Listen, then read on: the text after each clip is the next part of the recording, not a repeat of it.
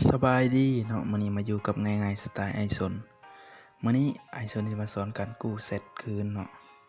สำหรับที่คนอื่นแล้วลบเนาะเราก็สามารถกู้คืนได้ถ้าผู้ใดเป็นแล้วก็สามารถกดข้ามได้เนาะถ้าผู้ใดยังบ่ทันเป็นแล้วอยากเรียนรู้ก็ไปเฮ็ดพร้อมๆกันเลยและอย่าลืมกดไลค์กดแชร์เนาะและอย่าลืมคอมเมนต์ว่าการที่แนะนำเฮ็ด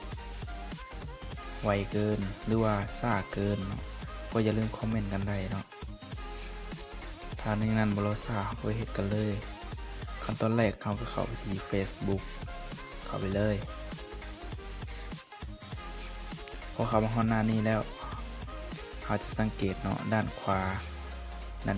นถึงเบื้องขวานะมันสิมีขีด3ขีดเราก็กดเข้าไปเลยแล้วเราก็เลื่อนหาเนาะค่าที่ว่าตั้งค่าและความเป็นส่วนตัวมองนี่กดเข้าไปเลยแล้วก็กดเข้าไปอีกตั้งค่าแล้วก็เลื่อนหาเนาะเลื่อนไปแล้วเราก็พอคำว่าดาวน์โหลดข้อมูลของคุณ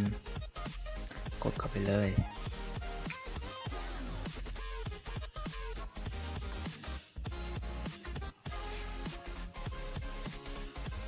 หลังจากนั้น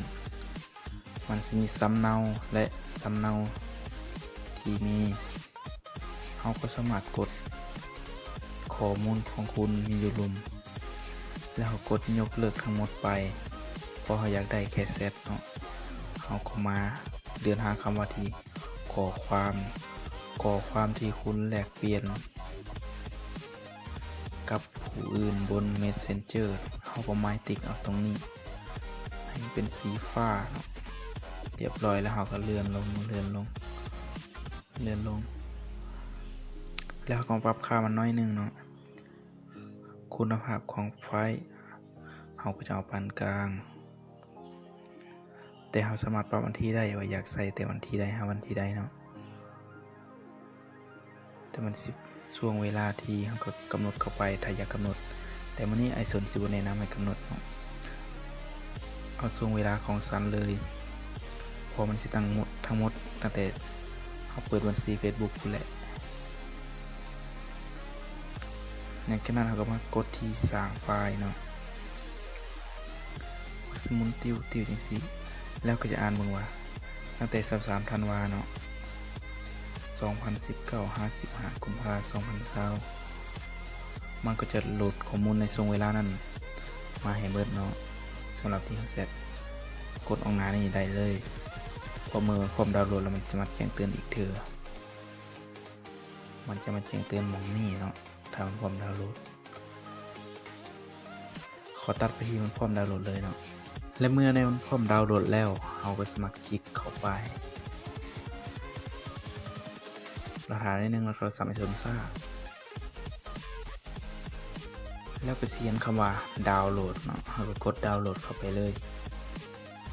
แต่ว่าเราต้องได้ใส่รหัส Facebook เนาะ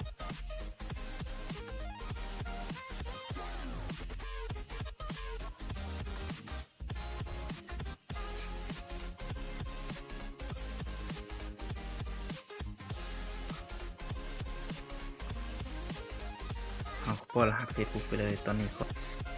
นี่เนาะเมื่อเราป้อนรหัสแล้วเราสิกดว่าคำว่าดำเนินการต่อกดไปเลยแล้วมักซิมาให้ดาวน์โหลดเนาะเราก็กดดาวน์โหลดเข้าไปเลยเรียบร้อยแล้วมันจะมีการนับเปอร์เซ็นต์เนาะเรียบร้อยแล้วเราดาวน์โหลดเรียบร้อยแล้วเราก็จะเลื่อนหน้าลงมานี่กดเข้าไปคลิกเบื้องเนาะว่าเซตกับภายในเข้าไปเลยเปิดแล้วมันจะไม่ให้เลือกเนาะระหว่าง WPS Office และตัวจัดการไฟล์ไอซนขอเลือกตัวนี้เนาะ WPS Office เนาะกดเข้าไปเลย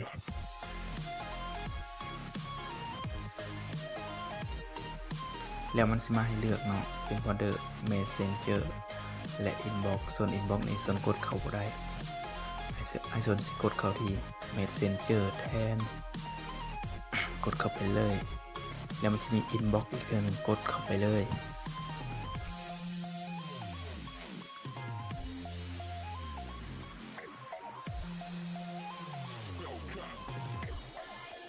แล้วก็สิพบเฟซที่ผมเซตเนาะเป็นชื่อ